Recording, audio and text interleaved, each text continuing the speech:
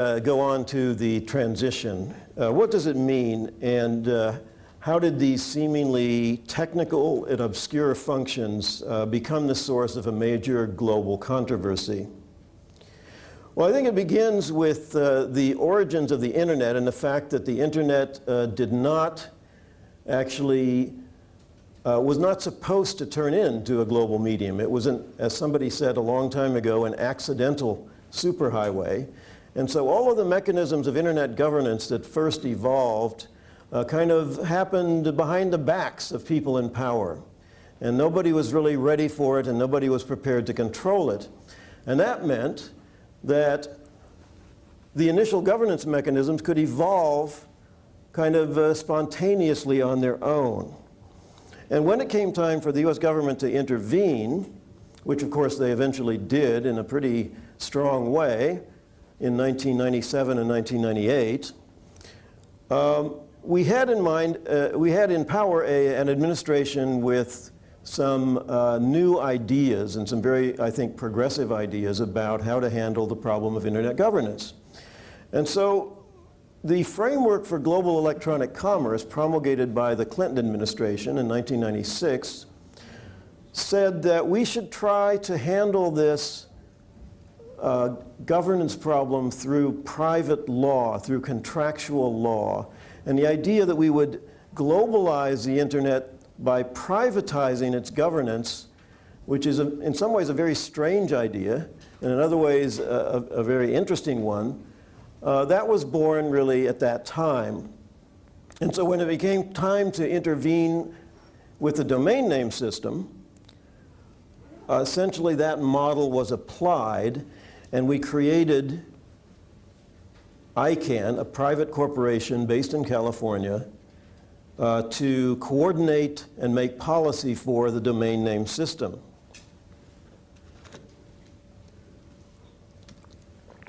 Now, the original idea in the Clinton administration was always that this was a privatization. We were giving it over to the private sector to lead, and it would be handled through contractual law.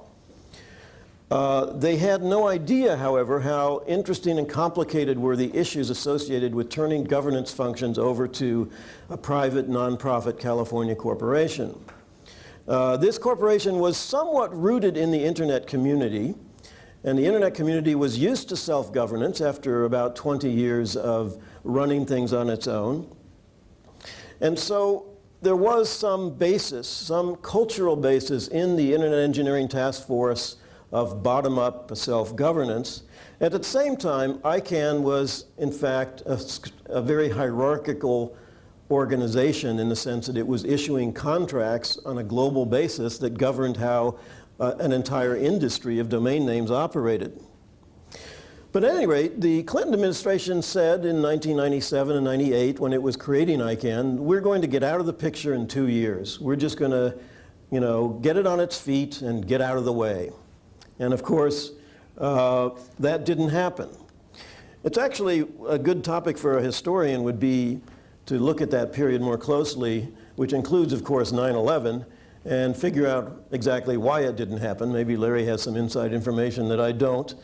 But it became, in addition to things changing, the administration changed, and we had the George W. Bush administration, and really a period of almost 3 or 4 years of spinning our wheels. Nobody really seemed to be knowing what they were doing with ICANN during that period. And then during the World Summit on the Information Society, the US actually seemed to back down from the idea that it would get out of the way and turn this over entirely to the internet community, because the US perceived other governments as threatening to somehow destroy the ICANN model and create an intergovernmental model.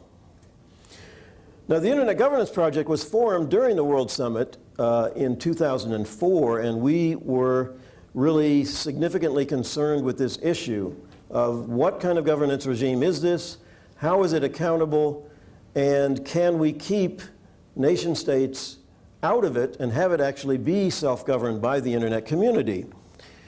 And at the time, everybody told us, the U.S. will never give it up. You're crazy, you're idealists, you can't possibly ever be correct about this. But of course, something changed, and we'll hear more about that.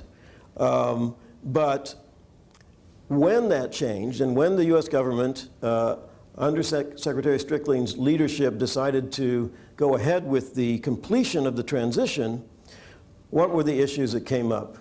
Well, they're actually very profound issues. Accountability of a global governance institution, something that protesters in the streets in Seattle and around the World Trade Organization have been debating for years. International relations and international power competitions.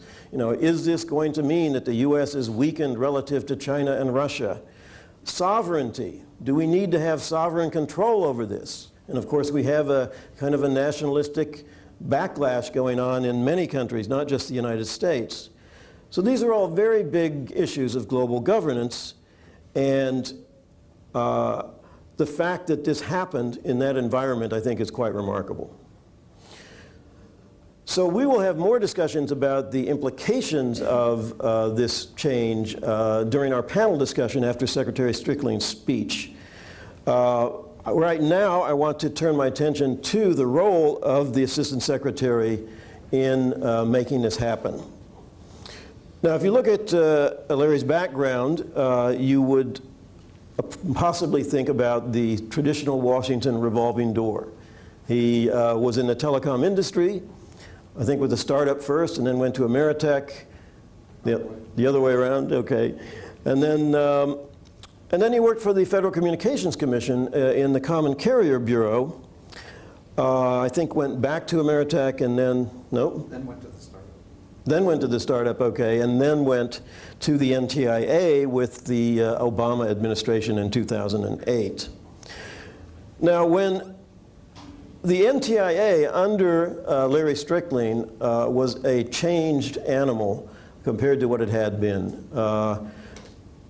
He immediately stepped in and began to reform things. One of the first things he did was he ended a memorandum of understanding that the Commerce Department had had with ICANN and created something called the Affirmation of Commitments. And so this was a small step towards, first, a more accountable ICANN, and secondly, a more independent ICANN. Because the MOU was basically the Commerce Department telling ICANN what policy issues they were supposed to work on and almost what they were supposed to do about them. So on one hand, we were told this is a bottom-up governance institution and you guys come in and make policy. On the other hand, we have the Commerce Department writing an MOU saying, here's what we want you to work on, and oh, by the way, don't forget about this and that. So Larry ended that, the MOU ended, and the Affirmation of Commitments was kind of a general statement that, we will have accountability reviews, we will be accountable to our community, and that created what were called accountability and transparency review teams. And I think it was the very first one that you took a very active role in. Was it you the chairing it, or were you were just a member of it? So he was not sort of sitting back and just being a bureaucrat. He was actively getting his hands dirty in ICANN process, and particularly focusing on the issue of accountability, which we all knew was a problem.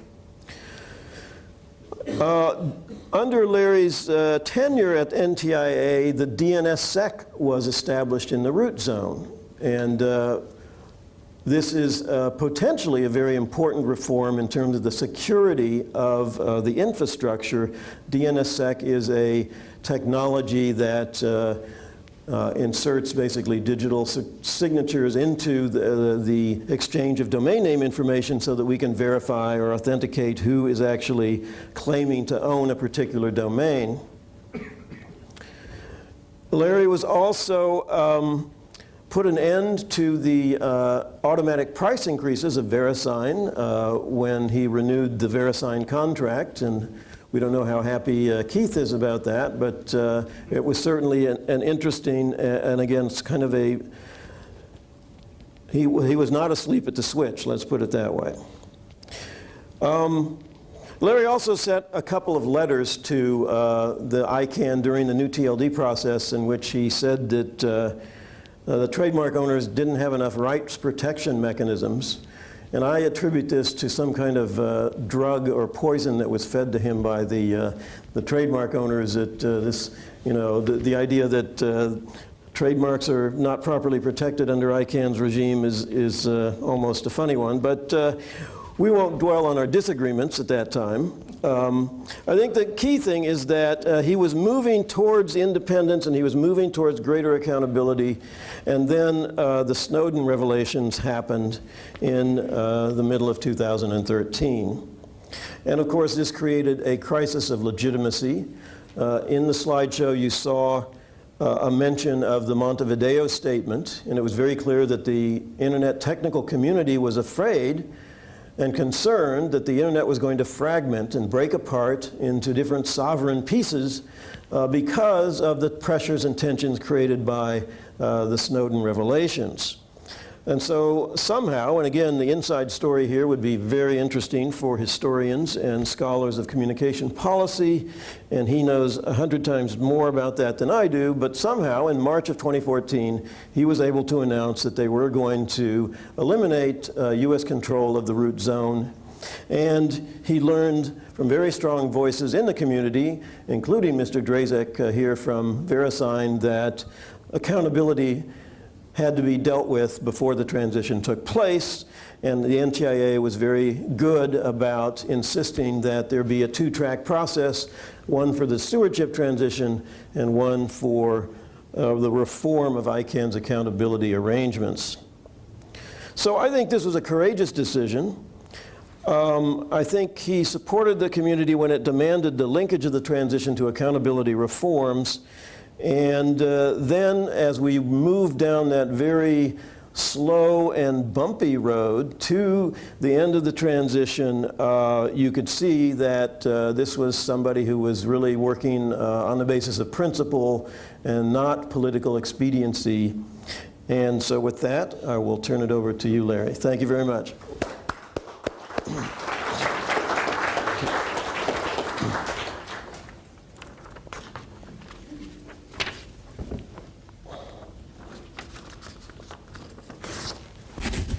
Well, thank you so much, Milton, for your incredibly kind words. But as is always the case in a process this important and far-reaching, there's so many people that need to be thanked. I don't know if we'll have an opportunity to thank everybody today. First off, I want to thank you for inviting me down here today. But more importantly, I want to thank you for your service in the cause of internet governance. Milton and I first met, he talked about my tour of duty at the FCC in the late 90s, and we first met on universal service issues back when Milton wrote what at the time was a leading book in that area. But we've now both have evolved into these other issues of internet governance. But Milton's been a leading light and a key theorist and thinker in this space for as long as it's existed. And for that, I think the community owes you a great debt of thanks. I also need to, in light of some of Milton's comments, indicate that none of this would have happened without the staff at NTIA that took a tremendous leadership role in all of this. The affirmation of commitments, which you so nicely attributed to me, really was the brainchild of the head of our international office, Fiona Alexander, and it was underway even before I arrived at NTIA in the summer of 2009. Similarly, DNSSEC was very much a creation of Fiona and her team, Vernita Harris, Ashley Heineman, and others at the Office of International Affairs. These are career civil servants who understood what was at stake and were working in a way to meet the needs of the global internet community even before we got into the IANA transition. And then the actual transition itself involved dozens and dozens of people, some of whom you will hear from later today. But this only came together through what we call the multi-stakeholder process that gave everyone who was interested in this issue an opportunity to participate and set the course of ICANN in this post-IANA contract environment. So let me talk a little bit about what happened and where we need to go from here. First off, as Milton has made clear, and the fact that we're having this session demonstrates that we have finally fulfilled that promise that the United States made nearly 2 decades ago to privatize the internet domain name system. And those final steps occurred with the expiration of the IANA functions contract on October 1st, just a few weeks ago. And then just last week, the complete transition was finished with the agreement between VeriSign and NTIA to modify the separate agreement we had with VeriSign, under which we've now discharged them of their obligation to receive authorizations from us to change the authoritative root zone file. Now they take their directions directly from ICANN, and the United States government is now totally out of the loop. So I know many of you understand the significance of this historic moment, but I think it's also important to understand it in the context of this larger issue of multi-stakeholder internet governance and policy making. Certainly this transition has been a powerful testament to the strength of this model and what can it achieve. But let me go back and give you some of the history. So more than 2 years ago, as Milton mentioned, NTIA tasked ICANN with convening stakeholders from around the world to develop a plan to transition this historic traditional stewardship role that NTIA had played related to the internet domain name system. And while Milton ascribes the impetus for doing this to the Snowden issues in the summer before we made our announcement, I think you can really track it back to the World Conference on International Telecommunications in 2012, when a majority of nations actually voted to increase governmental control over the internet. And I think that's what really set folks thinking about how do we reverse that course? Because the battle in internet governance, going back to its very start of its existence, has been, should governments run the internet or should stakeholders run the internet? And we had a wake-up call in 2012 when a majority of governments, including many in the developing world, decided they wanted to have governments doing more of that work and not stakeholders, which had been the issue on which the conference, the World Summit on Information Services in 2004 and 2005 had concluded on. But at the time in 2014, when we announced the transition, we set out 4 key criteria. That the transition had to support, enhance the multi-stakeholder model of internet governance, that it needed to maintain the security, stability, and resiliency of the internet domain name system. It needed to meet the needs and expectations of the global customers and partners of these IANA services, and it needed to maintain the openness of the internet. And in addition, we said we would not accept a plan that replaced our role with a government-led or intergovernmental organization solution. Again, we wanted stakeholders in charge. We did not want governments in charge. And enhancing ICANN's accountability was deemed to be a critical part of this process. So following that announcement, hundreds of stakeholders around the world worked for nearly 2 years in an open and transparent process to develop a consensus plan to submit to us. Stakeholders, and again, you will hear from some of them later, spent more than 26,000 hours on the proposal.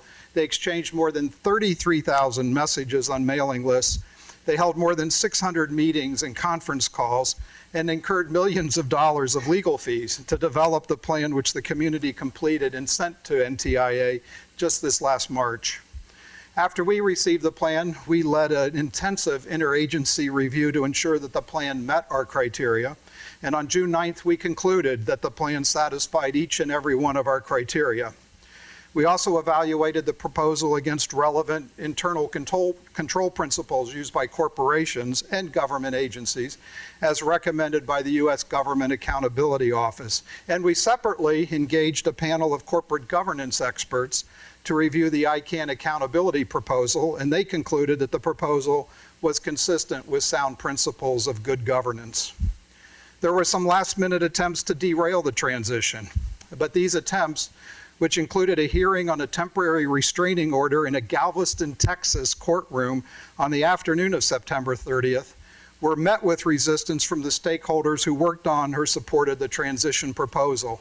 They argued that blocking the transition or even delaying it would harm U.S. credibility around the globe and embolden the countries that would prefer to see governments control the domain name system. So fortunately, these attempts to block or delay the transition did not succeed. And so the IANA functions contract expired as of October 1st.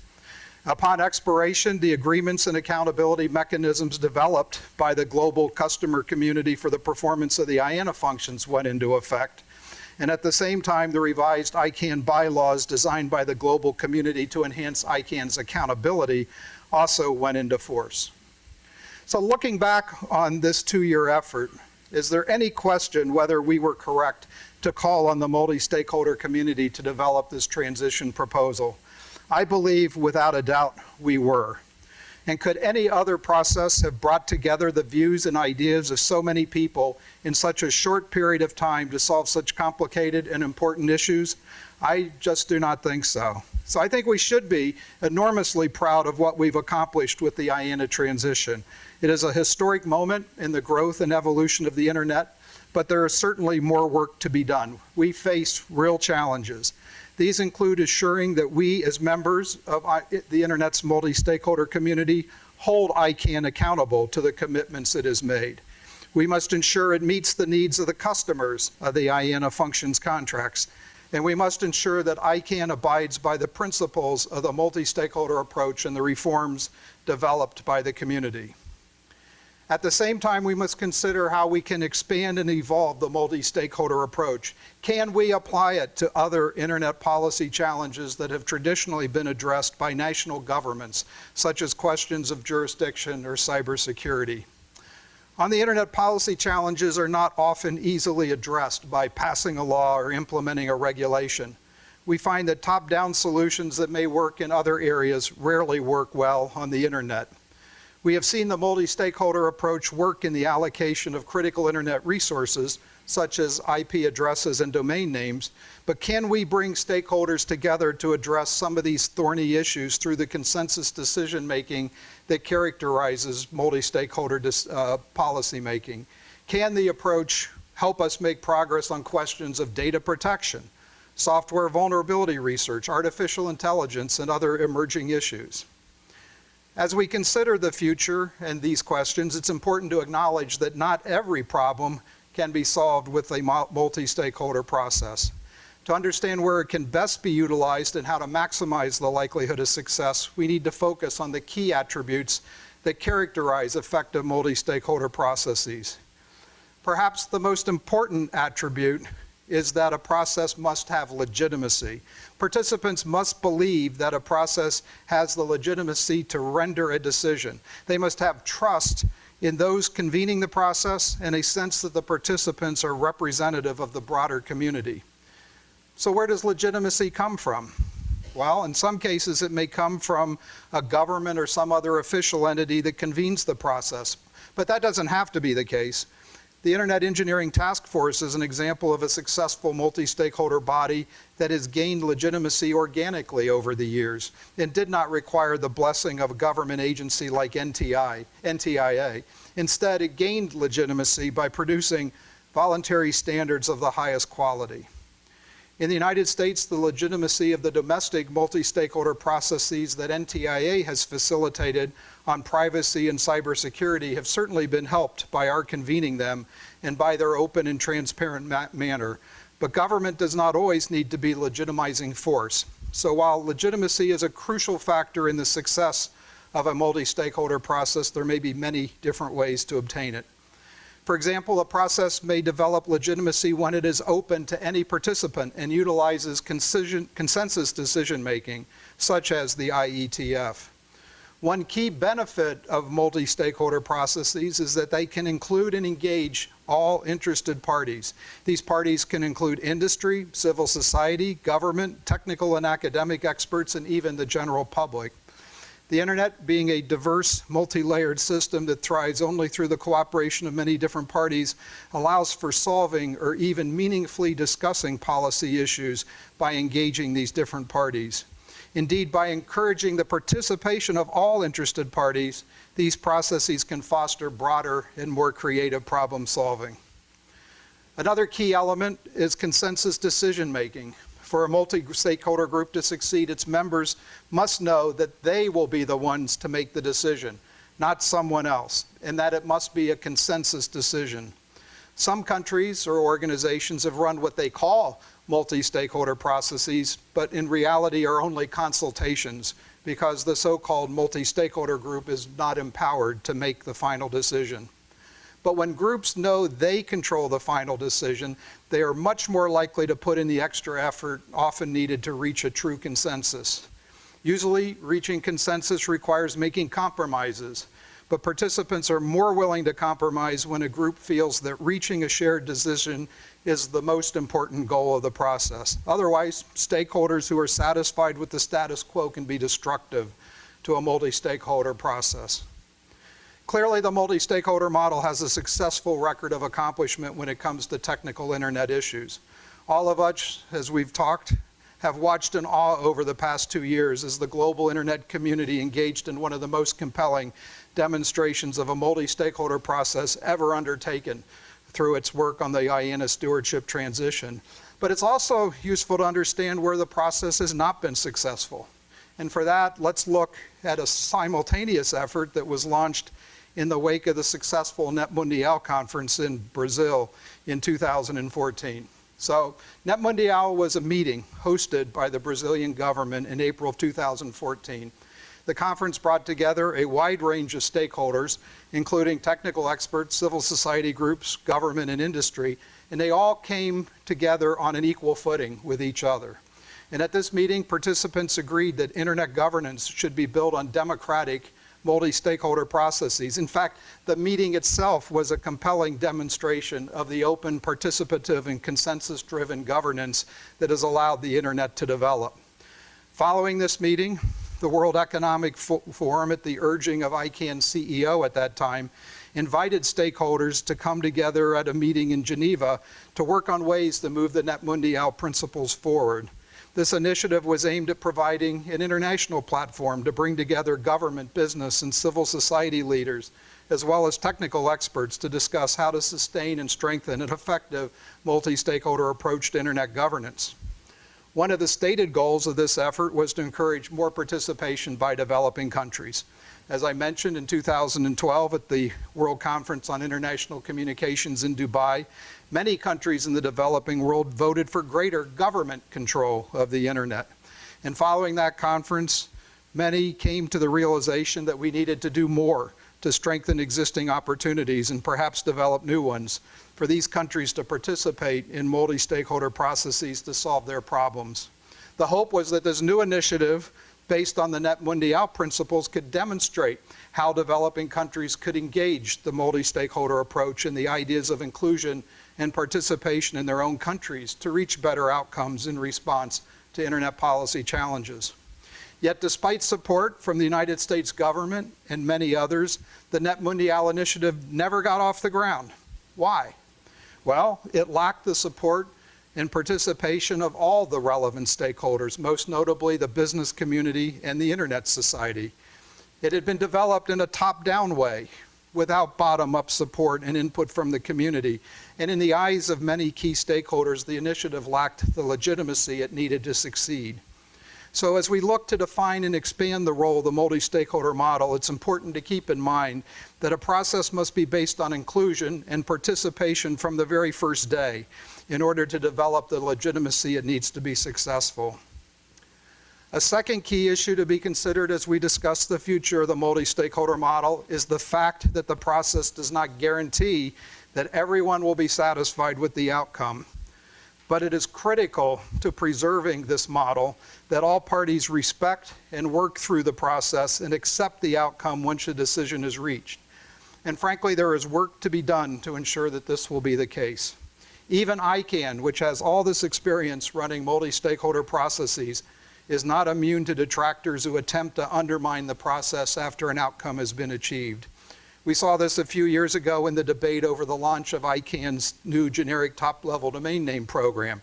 The program called for expanding the availability of generic top-level domains to provide more user choice and offer alternatives to the existing names such as .com or .net.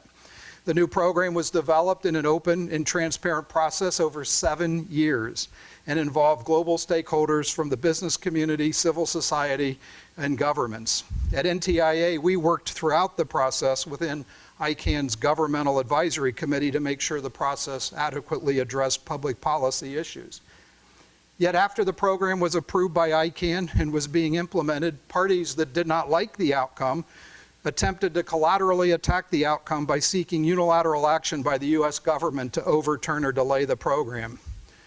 And when parties ask us to overturn the outcomes of these processes, no matter how well-intentioned the request, they are providing ammunition to other countries who attempt to justify their unilateral actions to deny their citizens the free flow of information on the internet. This we refuse to do. As I mentioned before, after the community completed the IANA transition plan, there were those who tried to delay or block the transition at the 11th hour. Of course, there will always be those who aren't happy with the outcome, but if you believe in the process, you must respect the process. But you don't show respect for the multi-stakeholder process when you wait until the process is over and the community has reached consensus and then propose major changes in the plan without ever having asked the community to consider such an option. You do not show respect for the multi-stakeholder process when you do not even participate for 2 years and then afterwards say you object to the outcome. So how do we defend against last-minute attacks of the process from those who either don't participate or didn't prevail in advancing their views? One way is to offer as many opportunities as possible for all parties to participate in order to get potential critics to air their issues within the process and not seek to change the outcome after the fact. Protecting the process also requires a dedicated and concerted effort to educate people about the model. In the U.S. Congress, for example, which has passed unanimous resolutions since 2012 supporting the model, we found in the past few months that many members did not really understand the model and how it worked. And so it's up to us, to those of us who support the model, to build greater awareness and understanding of it among key policymakers around the world to inoculate the process against collateral attacks from unhappy stakeholders. When we engage in those educational efforts, we must be direct and upfront and explain that multi-stakeholder processes are not easy. They can be chaotic, and they do require a serious commitment of time and energy. But we can point to a record of success. We can explain that they offer a nimble, flexible approach, much better suited to rapidly changing technologies and markets than traditional regulatory or legislative approaches. The internet works seamlessly today because a cadre of technologists and policy wonks put their heads together at the IETF and elsewhere to standardize voluntary programming languages, security protocols, and other web technologies.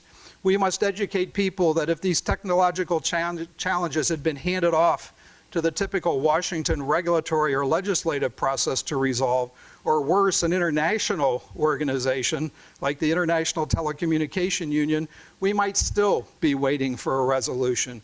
Worse, we might have technical protocols that are hopelessly out of date or based on non-technical political considerations that would be hamstringing technologists and users from evolving the robust internet we enjoy today.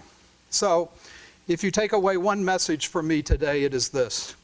The challenge for the multi-stakeholder community is to learn from our experiences and apply it to those issues where it has the best chance to succeed.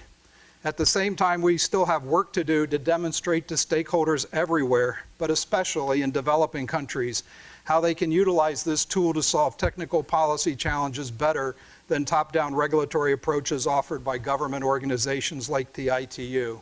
And with that, I want to thank all of you for being here today and for participating, because it is only through your participation in forums like these that we can continue to ensure that the internet remains an engine for prosperity, innovation, and free expression. Thank you for listening. Milton? Do you want me to take questions now, or just? I want you to stay up here for a minute. Okay. So we have declared ourselves a certificate authority and are giving you an official certificate. Of completion. Of completion, yes, yes. It is now complete. It wasn't until it was officially certified, but now you are Thank you. So what we want to do now is... Can I just say that I thank you very much. I accept this on behalf of everyone at NTIA who participated in the process. Thank you. That is more than appropriate, and I probably should have emphasized that more in my discussion, but like I said, the distinction between different assistant secretaries was quite evident. So now what we're going to do, let me introduce my colleague Hans Klein, and we are going to have a panel discussion in which you hopefully will participate, and we're going to have several experts. Can I ask them to come down? We have Andrew Sullivan, who's the chair of the IAB and also part of the DYN. We're going to move those tables, actually. We wanted to move them back more over here. How do you want to